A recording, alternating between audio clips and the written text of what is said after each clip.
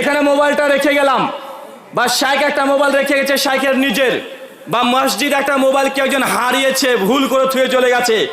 মুসলমান এলাকা মানে এই স্টেজ মানে 10 দিন পর যদি আমি ঘুরে আসি মসজিদে এই মোবাইলটাই এখানেই থাকবে, তার মানে বোঝা গেল যতজন মানুষ গিয়েছে মোবাইলটা দেখেছে কিন্তু মোবাইলটাকে দেখে সে নেয় নাই। এই যে না নেওয়া, এটা ইবাদত কি ইবাদত নয়? আমরা এটাকে বুঝি না। চাচা যে বিড়ি খাচ্ছেন প্রতিদিন, জর্দা খাচ্ছেন, গুল খাচ্ছেন, এই জর্দা গুল বিড়ি সিগারেট না খাওয়াটা আপনার জন্য ইবাদত। কথা মনে ক্লিয়ার হচ্ছে না, বোঝা যাচ্ছে না? না যা রাস্তা দিয়ে হাঁটছেন, অনেক মানুষের সমাগম হয়েছে, দেখছেন 500 টাকা 3টে নোট গোল হয়ে পড়ে আছে, আপনি রাস্তায় যেতে দেখছেন 500 টাকা 3টে নোট, বাপ রে বাপ!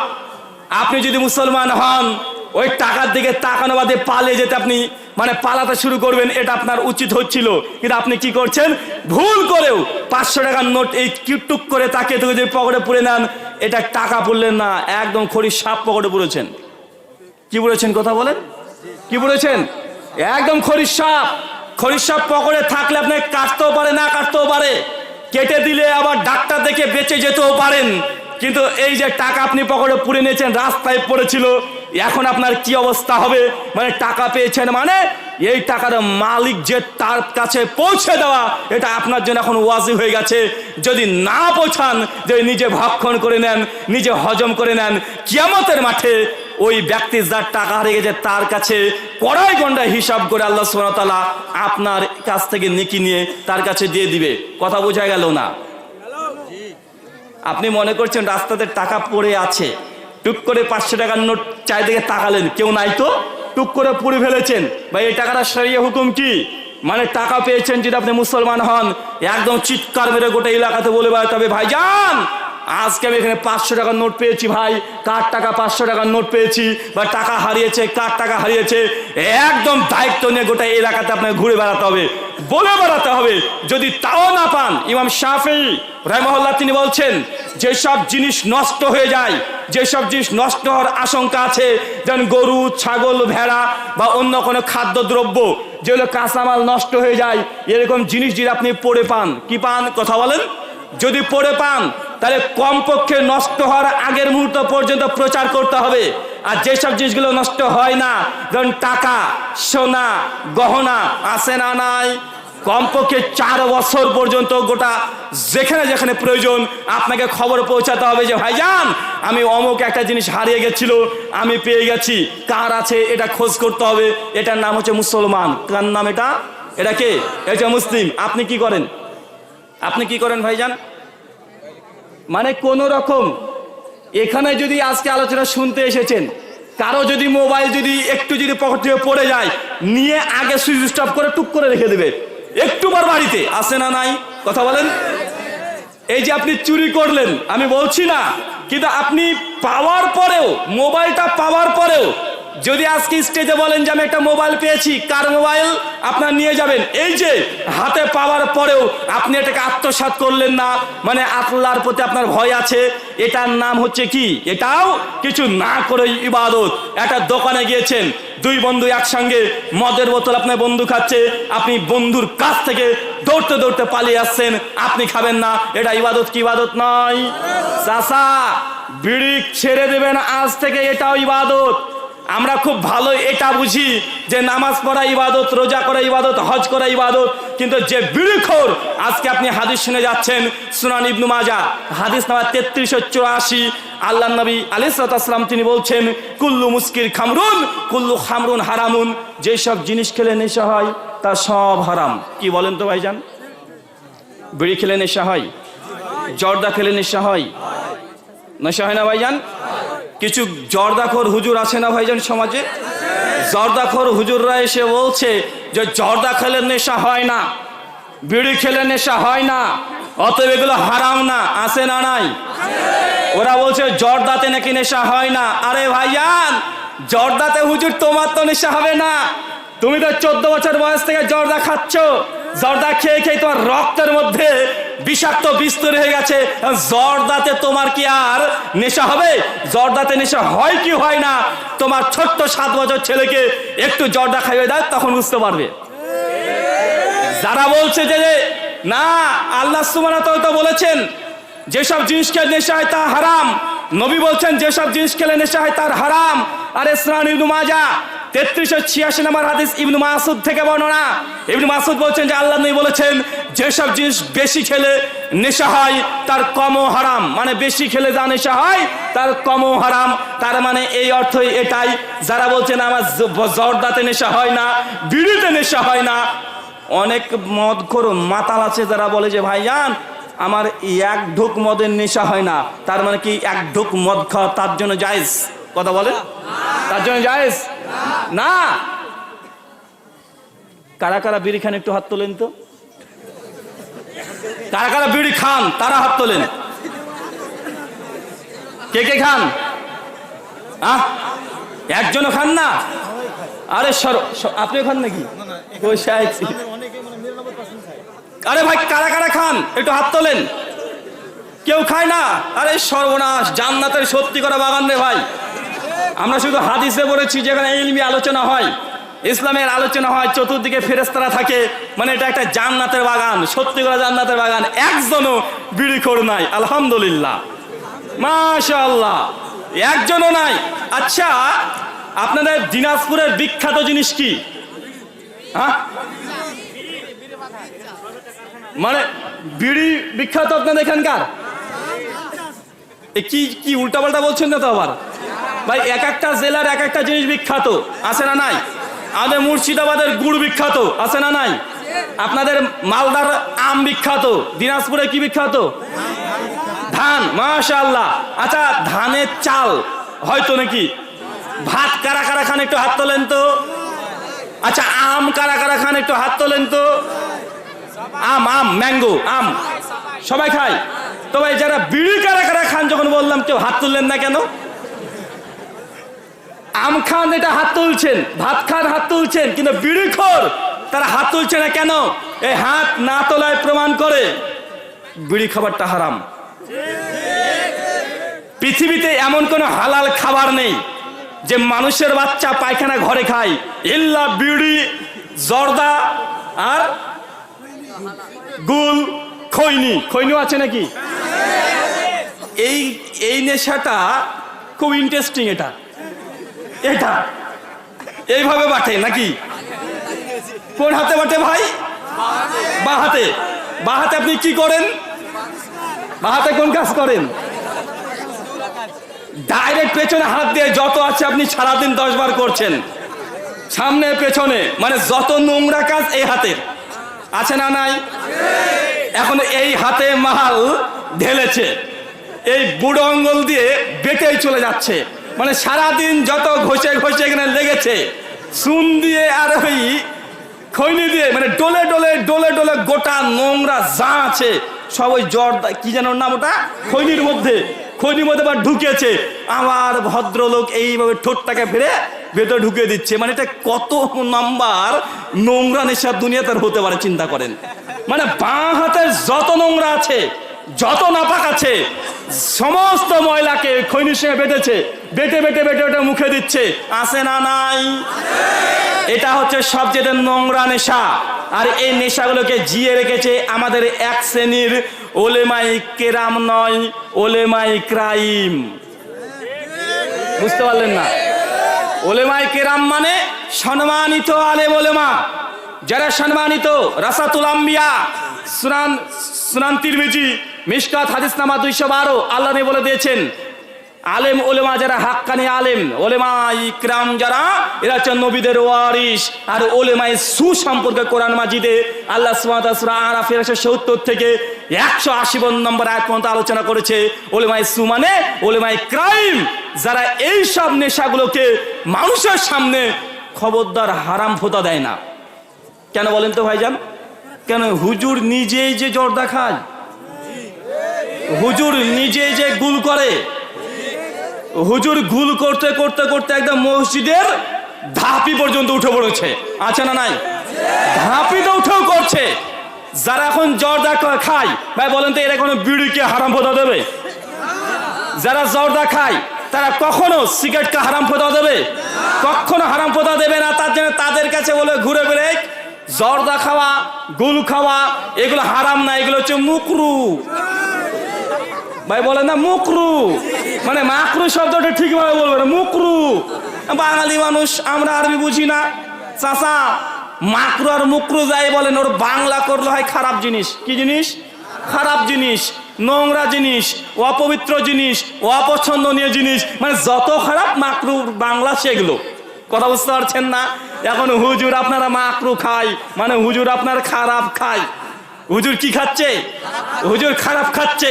তো ভাই যারা খারাপ খায়, যারা মাকরু খায়, তারা কি কখনো এগুলোকে হারাম ফতোয়া দেবে? না। কারণ সাধারণ মানুষ বিড়ি খোরটা হুজুরকে ধরে পিটবে। আপনি নিজে তো জর্দা পান খান, ওটা তো চিপে চিপে রস শুধু গিলে আপনি খান, আর আমরা তো বিড়িখোর, আমরা টান দিয়ে ধোঁয়া বের করে দিই। এবার ভয়ঙ্কর নেশা কোনটা? বিড়ি না জর্দা? আরে ভাই ঘু দুটোই সমান, শুকনো হোক আর কাঁচা একদম টাটকা হোক, দুটোই নাপাক। ওই বিড়ি আর জর্দা দুটোই সমান, তারপরে কোনটা চেতে কোনটা, মানে এই কাঁচা টাটকা আজকে যেটা হয়েছে এর চেয়ে 3 দিন আগেকার মোটামুটি দেখতে পাওয়া, মানে দেখলে অতটা ঘিন ঘিন করবে না, কিন্তু যেটা টাটকা একদম মাল ছেড়ে দিয়েছে ওটা দেখলে একটু বেশি খারাপ লাগে, লাগে না ভাই জান? তো জর্দা এটা আরো ভয়ঙ্কর। আরে বিড়িখোর যে আছে ও শুকনো ধোঁয়া টেনে বের করে দিচ্ছে, আর হুজুর যে একই পাতা চিপে চিপে রসকে টেনে টেনে খাচ্ছে, আছে না নাই? আল্লাহ সুবহানাহু ওয়া তাআলা এইসব উলামায়ে ক্রাইম যারা আছে, যারা এখন পর্যন্ত জর্দাকে তারা হারাম মানুষের সামনে বলতে পারছে না, বিড়ি সিগারেট খাওয়াকে হারাম বলতে পারছে না, আল্লাহ এইসব উলামায়ে ক্রাইমকে তুমি হেফাজত করো। সকলে পড়ি আল্লাহুম্মা আমিন। সম্মানিত শুধু ইবাদত আপনাকে ওই জন্য বলছি, ইবাদত 2 দিক থেকে। এক, জামাজ পড়া যেমন ইবাদত, আল্লাহ যেটা হারাম করেছে হারাম মেনে নেওয়া, এটা হচ্ছে ইবাদত। সামনে আসছে 14ই ফেব্রুয়ারি। কি আসছে? 14ই ফেব্রুয়ারি কি দিন? ভালোবাসা দিবস, ভ্যালেন্টাইন ডে। ভালোবাসা দিবস 14ই ফেব্রুয়ারি। সহিহ বুখারী কিতাবুস সালাত হাদিস নাম্বার 660, মাশহুর হাদিস আমরা সকলেই কম বেশি জানি। কিয়ামতের সংকটময় সময়ে আল্লাহ সুবহানাহু ওয়া তাআলা 7 শ্রেণীর মানুষকে নিজের আরশের নিচে স্থান দেবে। কোথায়? নিজের আরশের নিচে স্থান দেবে কিয়ামতের মাঠে 7 শ্রেণীর মানুষকে। 4 নম্বরের ব্যক্তির কথা কি আল্লাহ নবী বলছেন, এমন কোন যুবকের কাছে যদি এমন কোন যুবতী এসে বলে যে আসো আমি তোমার সঙ্গে ফিজিক্যালে যাই, শারীরিক সম্পর্ক করি, অথবা কোনো যুবক যুবতীকে বলেছে যে আই লাভ ইউ, তোমাকে ভালোবাসি, তোমার সঙ্গে আমি প্রেম করতে চাই, যে কোনো হারামজনক কোনো প্রস্তাব দেয়, আর ওই যুবক যদি এই কথা বলে ইন্নী আখাফুল্লাহ, নিশ্চয়ই আমি আমার রব আল্লাহকে ভয় করি, এই কথা বলে যদি এই মেয়েটার সঙ্গে সম্পর্ক ব্রেকআপ করে দিতে পারে, আল্লাহর নবী বলছেন কিয়ামতের মাঠে ওই যুবকের জন্য আল্লাহ সুবহানাহু ওয়া তাআলা আরশের নিচে স্থান রাখবেন। আমরা বুঝতে পারলাম না, আমরা তো বাঙালি, কোথায় সুবহানাল্লাহ বলতে হয় এটাও জানি না। কেমন আছিস? ইনশাআল্লাহ। ভাই বাড়ি যাবি না? আলহামদুলিল্লাহ। মানে কোথায় সুবহানাল্লাহ, কোথায় ইনশাআল্লাহ, মাশাআল্লাহ, এটাও জানি না। আমি খুব মনে পড়ে, আমি একটা বাড়িতে গিয়েছিলাম প্রোগ্রাম করতে গিয়ে, তো একটা ছোট্ট ছেলে ও হাঁটতে হাঁটতে আসছে, পড়ে গেছে। আমি বলছি ইন্না লিল্লাহ। ওর বাপ দেখছে আমাদেরকে গোল গোল চোখ করে তাকাচ্ছে। আমি ব্যাপারটা বুঝতে পারলাম না, একদম রেগে গেছে এরকম একটা ভাব। আমি যখন ইন্না লিল্লাহ পড়েছি, পরের সময় আমাকে খেতে দেওয়ার আগে বলছে মাওলানা সাহেব একটা কথা বলবো। আচ্ছা বলেন। বলছে আমার ছেলেটা একটু অসুস্থ, তো ভালো, কিন্তু আপনি আমার ছেলেটার নাম মরতে কেন ইন্নাল্লাহ পড়লেন? মানে বাঙালি মনে করে ইন্নালিল্লাহ এই দোয়াটা শুধুমাত্র মানুষ মরে গেলে পড়তে হয়, বা আছে না নাই? কথা বলেন। আপনার যদি কোনো জিনিস হারিয়ে যায় তবু ইন্নালিল্লাহ বলতে পারবেন। কারেন্ট চলে গেছে, হঠাৎ করে কারেন্ট চলে গেছে, এখন ইন্নাল্লাহ বলা যাবে। কথা বুঝতে পারছেন? মানে যখন কোনো খুশির সংবাদ পাবেন কি বলতে হবে? আলহামদুলিল্লাহ, সমস্ত প্রশংসা আল্লাহর জন্য। আশ্চর্যজনক কোনো খবর শুনেছেন, আশ্চর্যজনক কথা শুনেছেন, অবাক হয়ে গেছেন, এরকম যদি কোনো ঘটনা শোনেন সেই সময় কি বলতে হবে? সুবহানাল্লাহ। যদি ভবিষ্যতে কোনো কাজ করবেন বা বলবেন, এরকম ভবিষ্যৎ যদি হয় সেক্ষেত্রে কি বলতে হয়? ইনশাআল্লাহ। একটা খুব সুন্দর জিনিস দেখেছেন, ভালো লেগেছে, তেমন কি বলবেন? মাশাআল্লাহ। তো মুসলমান কমপক্ষে 4টে জিনিস শিখে যান, কারণ কোথায় কি বলতে হবে এটাও জানি না। আল্লাহ সুবহানাহু ওয়া তাআলা কমপক্ষে 4টে জিনিস আজকে আলোচনার সভা থেকে প্রত্যেককে বাড়ি পর্যন্ত নিয়ে যাওয়ার তৌফিক দান করো। সকলে পড়ি আল্লাহুম্মা আমিন। সম্মানিত শুধু ইবাদত চাচা কয় দিক থেকে হয়? কোন দিক থেকে? এক, আল্লাহ যা আদেশ করেছে এটাও ইবাদত, আল্লাহ যা নিষেধ করেছে এটাও ইবাদত। যারা যুবকরা এখন হারাম সম্পর্কে আছে, যারা প্রেম ভালোবাসায় অ্যাফেয়ারের সঙ্গে যুক্ত আছে, চাहे সেটা মেয়েরা হোক আর ছেলেরা হোক, যারা প্রেম প্রীতি এখনো করছে, বিয়ের আগে যত সম্পর্ক আছে একজন ছেলের সঙ্গে মেয়ের, এগুলো সবগুলো কি কথা বলেন? সবগুলো হারাম। আজকে হাদিস শুনলেন সহিহ বুখারী, কথা বলেন সহিহ বুখারী, বলেন সহিহুল বুখারী, হাদিস নাম্বার 660, হাদিস নাম্বার 660। আল্লাহ নবী বলেছেন যদি হারাম সম্পর্ক ছেদ করে দেন শুধুমাত্র আল্লাহর ভয়ে, তাহলে আল্লাহ সুবহানাহু ওয়া তাআলা কিয়ামতের মাঠে নিজ আরশের নিচে স্থান দেবে। হাদিস কি মুখস্থ হয়েছে? সারার্থ মুখস্থ হয়েছে? শুধু মুখস্থ না, এখনই আলোচনা শেষ হবে মোবাইলটা পকেট থেকে বের করতে হবে, যদি আপনার গার্লফ্রেন্ড থেকে মেসেজ লিখতে হবে যে আমাকে ক্ষমা করবেন, এই হাদিস আমার জানা ছিল না, ভুল করেছি, অন্যায় করেছি। আল্লাহ নবী বলেছেন হারাম সম্পর্ক যদি আমি রিলেশন যদি ব্রেকআপ করে দিই তাহলে আল্লাহ সুবহানাহু ওয়া তাআলা আরশের নিচে স্থান দেবে, আজ থেকে তোমার সঙ্গে ব্রেকআপ। যদি আল্লাহ সুবহানাহু ওয়া তাআলা চান, তাকদিরে যদি থাকে তোমার বাবাকে আমি প্রস্তাব পাঠিয়ে দেবো বিয়ের জন্য, যদি তাকদিরে থাকে তুমি কে আমি হালাল ভাবে চাই, হারাম ভাবে তোমাকে চাই না। এই কথা বলে যদি আজকে উঠতে পারেন, এই নিয়াত যদি করতে পারেন, এটা ইবাদত কি ইবাদত নয়? আচ্ছা, কারা কারা প্রেম ভালোবাসার সঙ্গে যুক্ত আছেন হাত তোলেন। হ্যাঁ, কারা কারা আছেন? কেউ নাই? কি আবার আজকে কোথায় ওয়াজ করতে এসেছি? এখানে তো ওয়াজ করে লাভ নাই, সবই তো ফেরেশতা। এরা বিড়ি খায় না, প্রেম করে না। আচ্ছা, পরকিয়া কারা কারা করেন বিয়ের পরে? বিয়ের পরে পরকিয়া বোঝেন না? পরকিয়া কোনটা?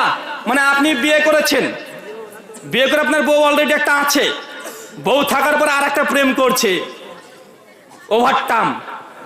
এটা কি ওভারটাম? এটা হচ্ছে পরকিয়া। এই রিপোর্ট আপনাকে শুনিয়ে যাই, আমাদের ইন্ডিয়ার রিপোর্ট চাচা, Times of India, Times of India 2019 সালের 11 ফেব্রুয়ারি পৃষ্ঠা নাম্বার 23-এ তারা বলছেন ভারতবর্ষে বিবাহিত কাপলদের মধ্যে শতকরা 78% ছেলেরা বিয়ের পরে পরকিয়া করে। কত পার্সেন্ট? 78%। যেসব মা বোনেরা এসেছে শুনে নেন, আপনার স্বামীকে যত ফেরেশতা মনে করেন না কেন, ভারতবর্ষের রিপোর্টে বলছে শতকরা 78% ছেলেরা, মানে আপনার স্বামীরা 78% ছেলেরা বিয়ের পরও পরকিয়া করে। বিয়ের আগে না, বিয়ের পরে। মানে 3 বছর ছেলে আছে, 10 বছরের মেয়ে আছে, বউ আছে অপূর্ব সুন্দরী, তারপরেও এই লোকটা, এই ব্যক্তিটা প্রেম করছে, মানে পরকিয়ায় লিপ্ত আছে। এটা কাদের রিপোর্ট? এটা ছেলেদের রিপোর্ট। শুধু ছেলেদের নয়, মেয়েদেরও আছে। পরে বলছে শতকরা 68% মেয়েরা আছে যারা বিয়ের পরে পরকিয়া করে। জি, আপনি আজকে এখানে আছেন, দিল্লিতে কাজ করতে গিয়েছেন, 3 মাস আপনার খবর নাই, বাড়িতে বউটাকে থুয়ে গেছেন। ও তো আর জান্নাত থেকে হুর আসে নাই, ও তো ফেরেশতা না। 3 মাস, 4 মাস, 5 মাস, 6 মাস নাই বাড়িতে। আপনি জেনে রাখবেন, আপনার স্ত্রী ফোনে যে কার সঙ্গে গল্প করে, ভিডিও করে কথা বলে, আপনার সঙ্গে না, অন্য কোনো ছেলের সঙ্গে। এটা কঠিন মনে হচ্ছে না আপনার কাছে ভাইজান? এটাই বাস্তব। এটা কোরআন হাদিসের কথা না, এটা ভারতবর্ষের রিপোর্ট বলছে। কি বলছে? এটা ভারতবর্ষের রিপোর্ট বলছে যে বিয়ের পরেও মেয়েরা 68% প্রেম করে, মানে দ্বিতীয় কোনো রিলেশন তাদের আছে। আর বিবাহিত পুরুষরা বিয়ের পরে 78% এরা প্রেম ভালোবাসার সঙ্গে একদম আবদ্ধ আছে। এখন আপনাদের মধ্যে যারা বিবাহিত মানুষ আছেন, তারা নিজের চেহারাটা একবার আয়না দিয়ে দেখেন যে পরিসংখ্যান ঠিক না ভুল, আপনি নিজেই বুঝে নেবেন। বিয়ের পরে কোনো না কোনো এক সময়তেও আপনি দ্বিতীয় কোনো হারাম রিলেশন আপনি যুক্ত ছিলেন। আজকের এই হাদিস শোনার পরে যদি আপনি বলতে পারেন ইন্নী আখাফুল্লাহ, নিশ্চয়ই আমি আল্লাহকে ভয় করে আল্লাহ আজ থেকে আমি হারাম সম্পর্ক ছিন্ন করে দিলাম, এই কথা বললে একটা চান্স পাওয়া যাবে, কিয়ামতের মাঠে আল্লাহর আরশের নিচে স্থান পাবেন। কোথায়? কথা বলেন, আল্লাহর আরশের যে স্থান পাবেন। আল্লাহ সুবহানাহু ওয়া তাআলা আমাদের প্রত্যেককে হারাম সম্পর্ক থেকে বিরত থাকা তৌফিক দান করো, সকলে পড়ি আল্লাহুম্মা আমিন। সম্মানিত সুধী, আমাদের সমাজে ইবাদতের নামে অনেকগুলো চলে। প্রথমে একটা ইঙ্গিত করেছিলাম, দেখবেন মানুষ যদি মারা যায় দুই কোয়ালিটির মানুষ বেশি খুশি হয়। কয় শ্রেণীর? হিন্দুদের মধ্যে নাপিত, কে বলেন তো? হিন্দুদের মধ্যে নাপিত, আর মুসলমানের মধ্যে কিছু হুজুর, কে বলেন তো ভাইজান? নাপিত কেন খুশি হয়? নাপিত খুশি এই জন্য হয়, কোন এলাকাতে যদি একবার মারা গেছে দেখবেন নাপিত, দেখবেন ওই হিন্দু পরিবারের আশেপাশে ঘুর ঘুর ঘুর ঘুর ঘুর ঘুর ঘুর ঘুরে বেড়ায়। আর এসে বলবে, দাদা সবারই তো বাবা থাকে, চিরদিন কেউ থাকে না দাদা, আপনার বাবা মারা গেছে, ঈশ্বর আপনার বাবাকে স্বর্গীয় করুক। এমন ভাবে দরদ মাখা কণ্ঠে হৃদয় থেকে রক্তক্ষরণ হচ্ছে এমন ভাব নিয়ে নাপিতে সে যে ব্যক্তি মারা গেছে তার ছেলে হোক বা তার অন্য রিলেটিভ কাউকে হোক তাকে সান্ত্বনা দেয়। কেন জানেন? মানে সামনাসামনি ঘুরে বেড়ায় যে তুই তো নাপিত, তার মানে তোকে লাগবে। মানে ওর আশা, ওকে এই যে সহযোগিতা করছে, দরদ মাখা কণ্ঠে কথা বলছে, উদ্দেশ্য এটা নয় তাকে সান্ত্বনা দেওয়া, উদ্দেশ্য যে তোর বাপ মারা গেছে, তোর বংশ এখন টাকলু করবো। তাই এত দরদ মাখা কথা বললাম, অর্ডার যেন আমি পাই টাক করা। কথা বুঝতে পারছেন না? মানে খুব খুশি, মরবে একজন 14 গোষ্ঠী টাকলু হবে। আর আমাদের হুজুর যারা আছে, কিছু কিছু হুজুর দেখবেন বেদাতি, যারা ওলেমায়ে কেরাম, যা ধর্মটাকে ব্যবসা করে ফেলেছে, এদেরকে দেখবেন যদি আপনি মানে খুব কষ্ট করে বলেন যে মৌলভী সাহেব কিছু মনে করেন না, আমার 3 দিন আগে বাবা মারা গেছে, একটু আপনি দোয়া করে দিয়েন, মৌলভী সাহেব সঙ্গে সঙ্গে বলবে মনে মনে আলহামদুলিল্লাহ, ঠিক আছে আলহামদুলিল্লাহ দোয়া করে দিব। বা আছে না নাই? ও মনে মনে আগে আলহামদুলিল্লাহ বলে, পরে ইন্নালিল্লাহ বলে, কারণ ও জানছে একটা মানুষ মরেছে মানে 3 দিন 7 দিন 11 দিন 40 দিন প্রতিদিন এখন চলবে মিলাদ, এখন চলবে খাওন। হুজুরের কাছে কত কি আছে।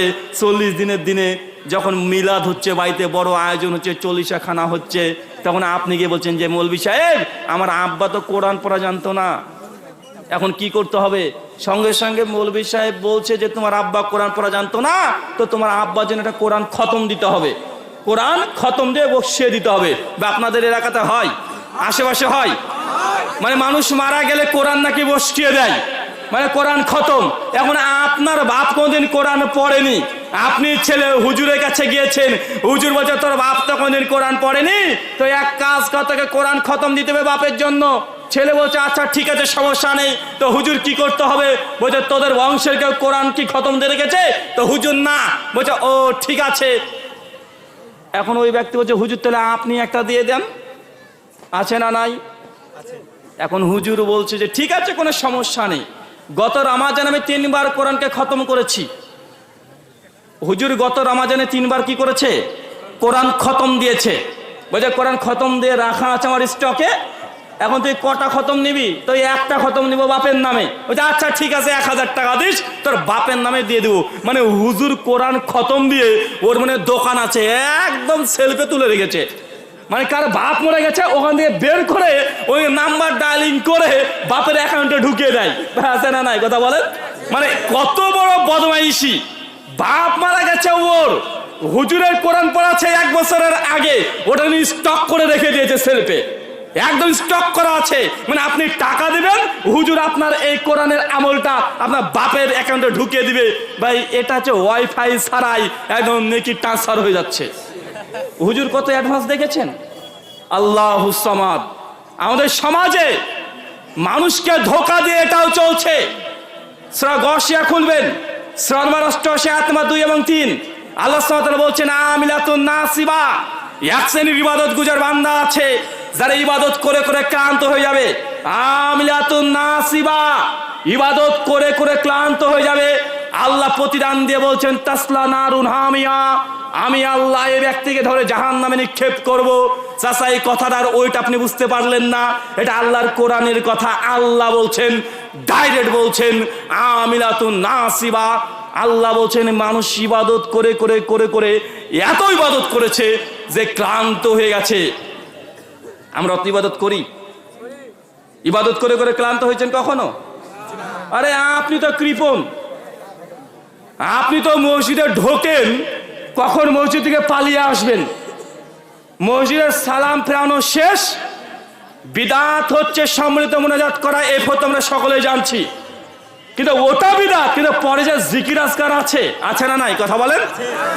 ওই আহলে হাদিস সমাজ থেকে দোয়া মুনাজাত সম্মিলিত একটা বিদাত ফুতা দিয়ে তুলে দেওয়া হয়েছে, কিন্তু যে দোয়া জিকির আজকার যে বসে বসে আছে, এটা আমরা মসজিদে বসে আমরা করছি না, শর্ট করে দরবারে চলে যাচ্ছি।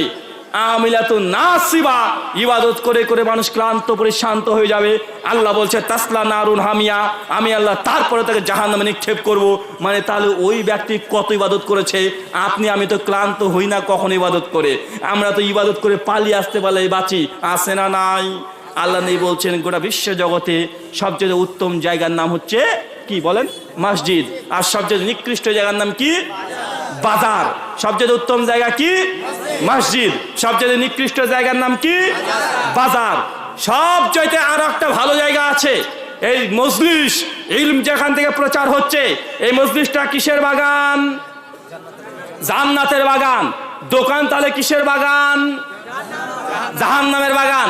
তো একসঙ্গে একদিকে জান্নাতের আলোচনা চলছে, আর একদিকে জাহান্নামের কার্যকলাপ চলছে, একসঙ্গে দুটো আয়োজন আমরা করে ফেলেছি। জান্নাতের মানুষ এখানে বসে আছে, পাশে জাহান্নামী কাজগুলো একসঙ্গে করলাম। তো জান্নাতি এই কাজগুলো করার জন্য ইনশাআল্লাহ কমিটি নাকি পাবে কি পাবে না, পাবে কি পাবে না। এত সুন্দর আলোচনা সভা করেছে, হাজার হাজার টাকা খরচ করেছে। টাকা খরচ করাটা মূল বিষয় নয়, যে পরিশ্রম একটা প্রোগ্রাম সফল করার জন্য কঠিন পরিশ্রম, অনেক বেশি পরিশ্রম করতে হয়। একটা প্রোগ্রামকে সফল করতে হলে কমপক্ষে যারা কমিটির সদস্য থাকে 10 দিন, তাদের খাওয়া দাওয়া ঘুম সব উড়ে যায়, আছে না নাই, আছে। এত পরিশ্রম ইনশাআল্লাহ নেকি আল্লাহ পক্ষ থেকে পাবে কি পাবে না, পাবে। ঠিক একই ভাবে যদি আমরা এই কৃত্রিম ভাবে বাজারের আয়োজন করি, একটা দোকান আছে এলাকাতে, ঠিক আছে, প্রতিদিন দোকানটা খোলে ঠিক আছে, সমস্যা নাই। কিন্তু একদিনকার জন্য কৃত্রিম ভাবে বাজার যদি বসে যায়, বাজার যদি চলে আসে, ওটা জাহান্নামের বাগান কি বাগান নয়? আল্লাহ নবী বলছেন, সহিহ বুখারী 865 নম্বর হাদিস, যে তোমরা রাস্তাতে বসো না। নবী কি বলছেন, রাস্তাতে বসো না। সাহাবীরা বলছে, ইয়া রাসূলুল্লাহ, রাস্তাতে না বসলে আমাদের হয় না, ব্যবসা বাণিজ্য সব রাস্তায়। আল্লাহ নবী বলছেন, রাস্তায় যদি বসতে চাও তা রাস্তার হক আদায় করো। কি আদায় করো? রাস্তার হক। অবাক, বলে কি রাস্তার জড় পদার্থ, এরও আবার হক, এর হক হয় নাকি? আল্লাহ বলছে, জি, রাস্তার হক আদায় করো, নচেত রাস্তায় বসা তোমার জন্য হারাম হয়ে যাবে।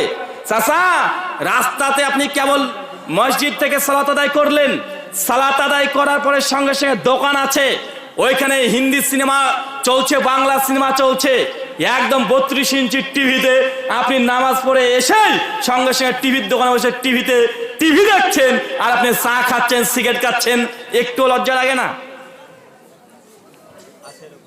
ভাই? আছে না নাই?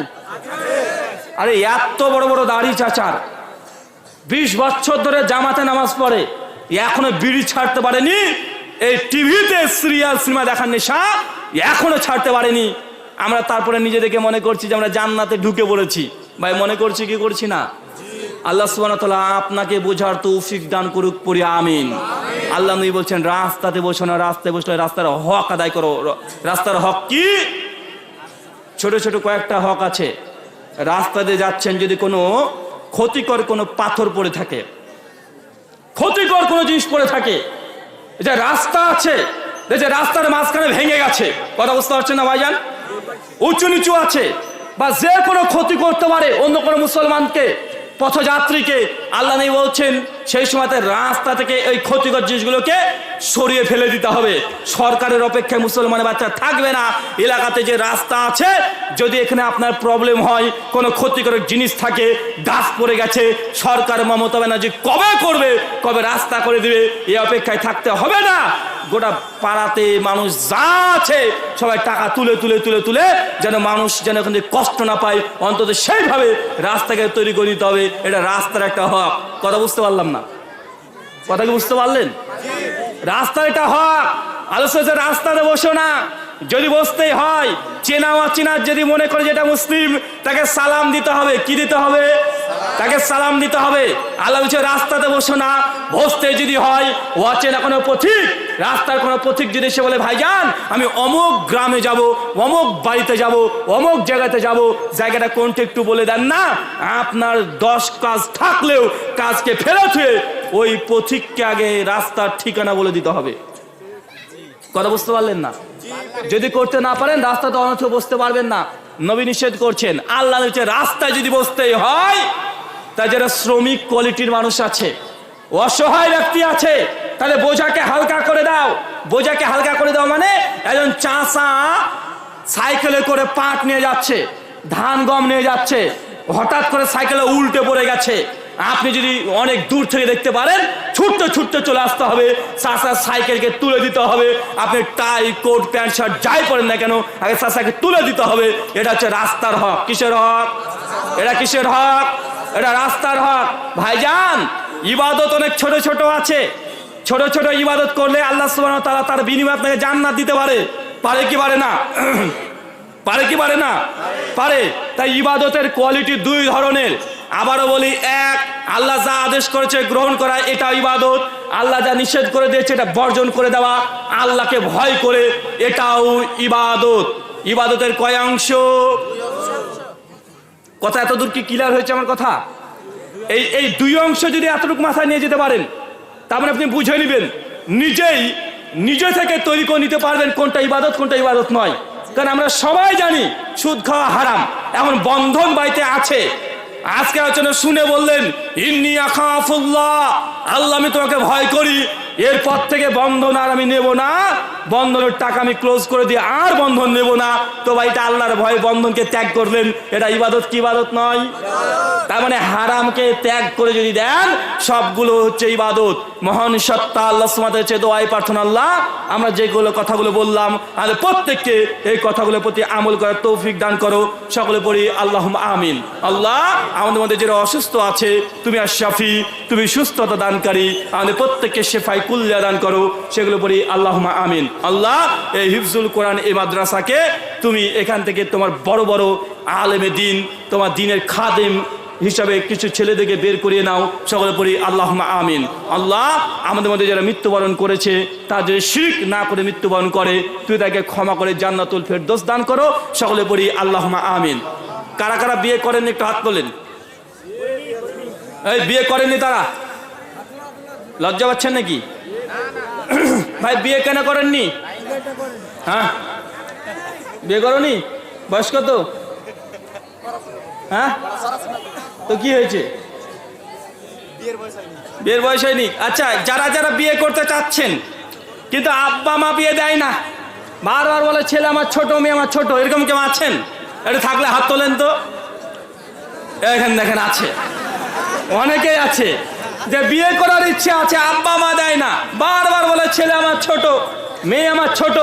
মেয়ের বয়স 22 হয়ে গেছে, মেয়ের বিয়ের প্রস্তাব নিয়ে গেছে যে তোমার মেয়ে তো বড় হয়ে গেছে গো, তো বিয়েটা দিয়ে দাও। মেয়ের মা বলছে দূর কি যে বলেন, মেয়ে আমার পাগলি, কিছু বুঝে না, সংসার বুঝবে নাকি, একদম পাগলি আমার মেয়ে।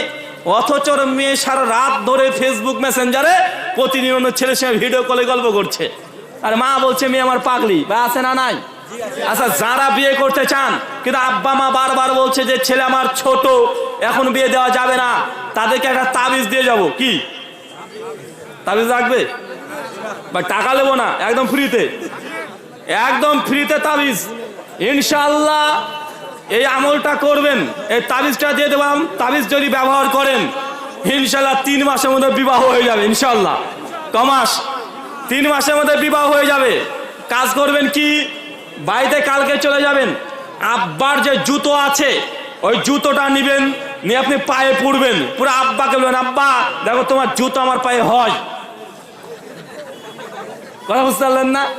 আব্বা যদি বারবার বলে যে ছেলে আমার ছোট, ছোট মানে আব্বা জুতো পরে বলবেন আব্বা দেখো তোমার জুতো আমার পায়ে এখন হয়।